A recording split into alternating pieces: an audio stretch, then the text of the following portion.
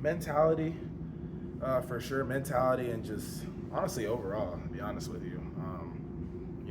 I feel like our mentality as a defense is definitely improved a lot, and finishing and stuff. We're obviously working on that, but we're working. We've worked really hard on that. So yeah.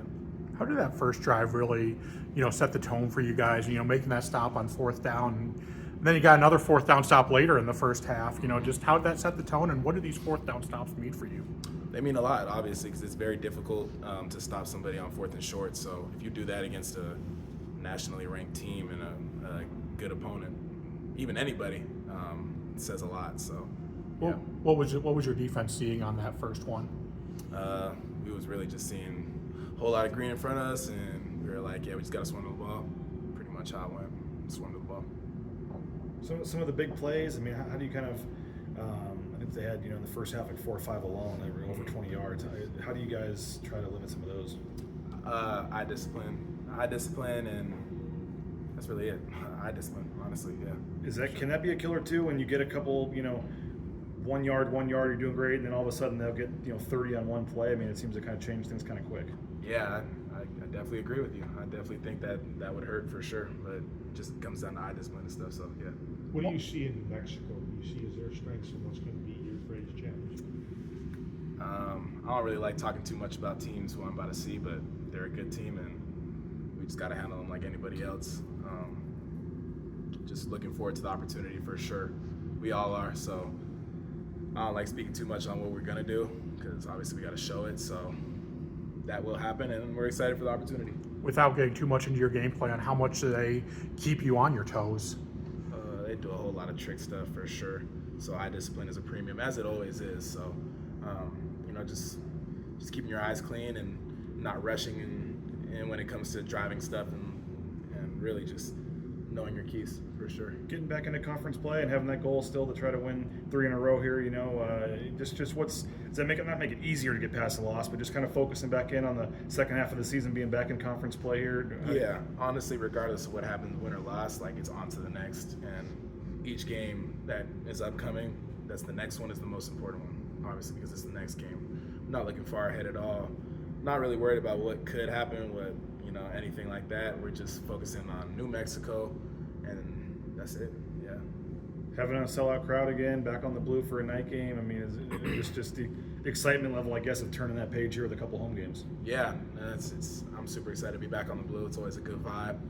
Being with the guys, being hyped out there on that blue turf, it's always something special. So we're looking forward to doing big things out there. One of the top home field winning streaks in a row, I believe 14 in a row, going for 15, I think it's third.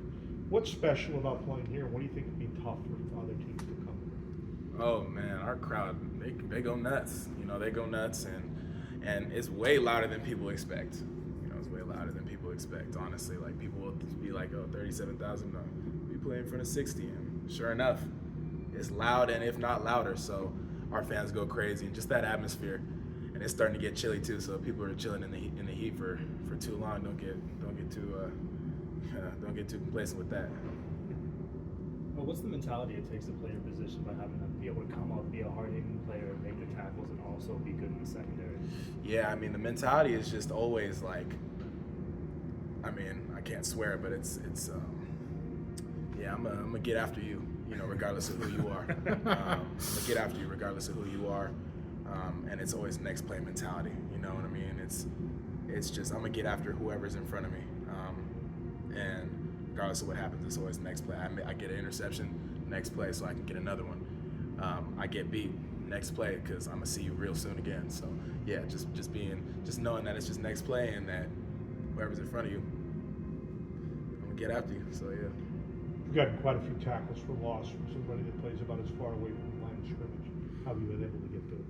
Man, I'll just be running the ball.